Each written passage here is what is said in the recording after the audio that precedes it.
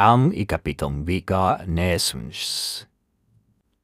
Ama, sa mga kamay mo'y ipagtatagubilin ko ang aking espiritu. Ama, sa bawat pagising natin sa umaga, tila isang malaking sugal ang harapin ang mundong puno ng kawalan ng katiyakan. Bilang mga kabataan, madalas tayong ituring na pag-asa ng bayan. Ngunit sa likod ng mga ngiting ipinapakita natin sa social media, may mga luhang pilit nating itinatago sa dilim ng gabi. Mga luhang may kasamang tanong kung may halaga pa ba ang ating pag-iiral. Ang ating espiritu ay madalas mapagod, maging sugatan, at halos sumuko sa bigat ng mga ekspektasyon ng ating pamilya, ng lipunan, at maging ng ating sariling mga pangarap. Ang katotohanan, Ama, sa mga kamay mo'y ipagtatagubilin ko ang aking espiritu, ay hindi lamang isang huling hininga ng pagsuko. Ito ay isang desperadong deklarasyon ng ganap na pagtitiwala sa gitna ng unos na halos lumunod sa atin. Ito ang pagsuko na nagbibigay daan sa isang mas matibay na pagbangon.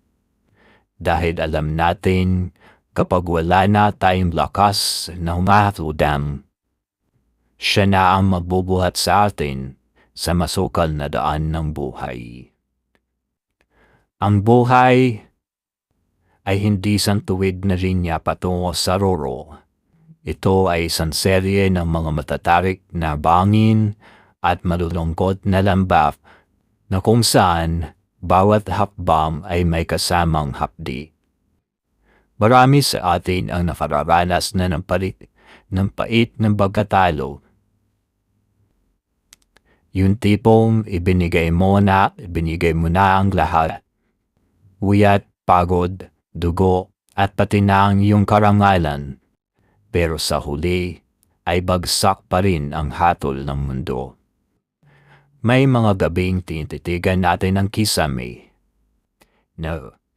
Nangamatal ang panga sa pigil na hagulhol at tinatanong ang kalawakan, para saan pa ba ang lahat ng ito? Ang pighati ay bahagi ng ating paghubog. Ang mga sugat na dulot ng ating mga kabiguan ay hindi dapat ituring na kapintasan.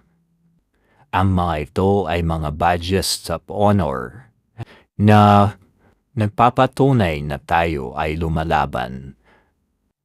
Sa bawat hagulhol at pagsumamo sa may kapal, doon unti-unti natitibag ang ating kayabangan at napapalitan na isang pusong may sapat na lalim upang maunawaan na ang tunay na kahulugan ng pagpapakumbaba na tayo ay hamak na nilalang lamang na nangangailangan ng kanyang biyaya. Paano nga ba tayo bumabangon mula sa abo ng ating mga pagkakamali kapag ang tanging natitira sa atin ay pera-perasong tiwala sa sarili? Ang sekreto ay hindi nasa bilis ng pagtakbo, kundi nasa tibay ng paninindigan na hindi tayo mananatili sa lupa. Kahit pagustuhin nating sumuko na lang at mamatay ang pangarap. Ang tagumpay ay hindi nasusukat sa dami ng tropeyo o medalya na nakasabit sa ating dingding, kundi sa kung gaano karaming beses nating piniling tumayo matapos tayong madapa, matapos tayong yurakan, at matapos tayong sabihin na hindi natin kaya. Sa bawat hindi ko na kaya, lagi may bulong ang ating espiritu na nagsasabing, isa pa. Subukan mo ulit. Isang bulong na nagmumula sa pag-asang hindi siya bibitiw.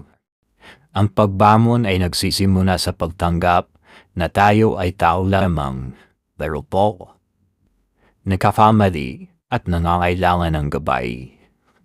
Kapag pinagkatiwala natin ang ating pagod at pangarap sa isang mas mataas na kapangyarihan, ang bigat na ating dinadala ay nagiging magaan at ang dilim ay nagiging liwanag na gagabay sa atin patungo sa tamang landas.